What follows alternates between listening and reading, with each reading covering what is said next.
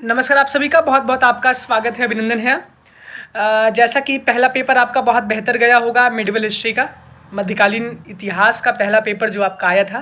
Pattern आपने जान ही लिया है कि पहला सवाल कंपलसरी है करना, बाकी के 7 सवालों में से आपको 3 सवाल अटैम्प्ट करने हैं।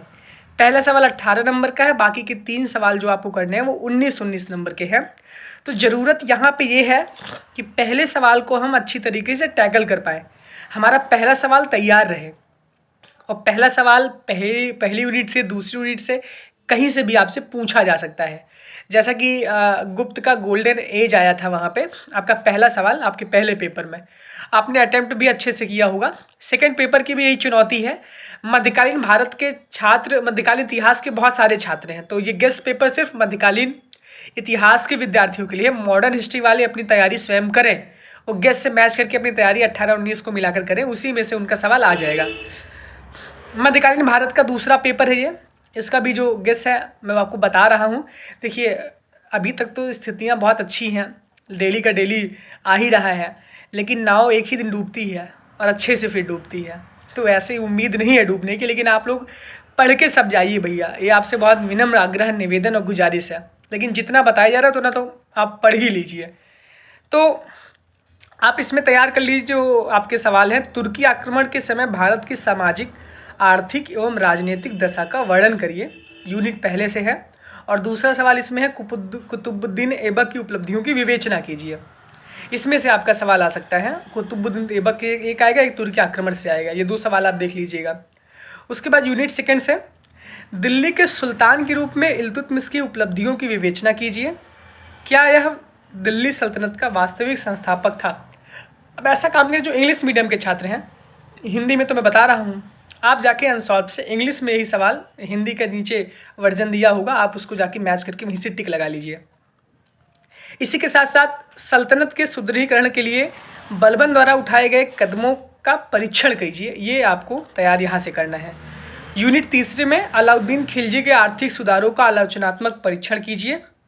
उसके बाद फिर मोहम्मद बिन तुगलक के प्रशासनिक योजनाओं का परीक्षण कीजिए, वह क्यों असफल हुई, ये सवाल आप देख लीजिएगा। इसके साथ साथ फिरोज शाह तुगलक के प्रशासनिक सुधारों की विवेचना कीजिए, उनके क्या परिणाम हुए। इसके बाद अगला सवाल, विजयनगर साम्राज्य के सामाजिक एवं आर्थिक जीवन का वर्णन कीजिए।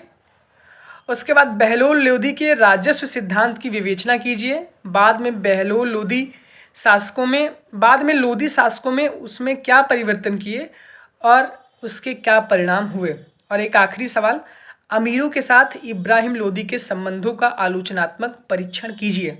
यहाँ से सवाल आपके सारे मैच हो सकते हैं, हो जाएंगे, यही उम्मीद है, यही आशा है और ये विश्वास भी है।